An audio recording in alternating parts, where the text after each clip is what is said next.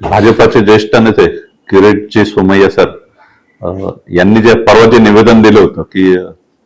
इथली जी नवनिर्वाचित नगरसेविका आहे MIM पक्षाची सैर युनुस शेख हिने जे संभ्रम निर्माण करणारं समाजामध्ये जे भाषण केलं होतं की पुरे मुंब्रा को हरा बना देंगे असं, तर त्याच्यावर तिने तिचं स्पष्टीकरण दिलेलं होतं आणि त्या अनुषंगाने तिने जे जबाब दिलेला आहे पोलीस स्टेशनला आपण तिला विचारणा केली असताना, तर त्याची प्रत त्यांना आम्ही दाखवलेली आहे आणि त्याच्यावर आमचं पोलीस स्टेशनचं त्यांच्या निवेदनावर जे उत्तर आहे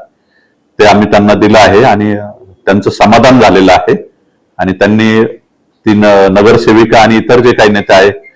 त्यांना वादग्रस्त विधान न करण्याबाबत समज देण्याबाबत सांगितलेलं आहे, तसं आम्ही समज दिलेली आहे. तिने सांगितलं आम्ही तिरंग्यासाठी मरायला तयार आहोत,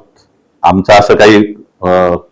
कोणाच्या धार्मिक भावना दुखवण्याचा उद्देश नव्हता, जरी कोणाच्या दुखवला गेला असेल तर मी माफी मागते असं तिने सांगितलेलं आहे. भविष्यात असं समाजामध्ये संभ्रम निर्माण करणारं भाषण करू नये आणि आपल्या देशाचं जातीय एकात्मता व राष्ट्रीय एकात्मता याला बाधा येणार नाही असं आपण भाषण करू नये असं तिला आम्ही सांगितलेलं आहे.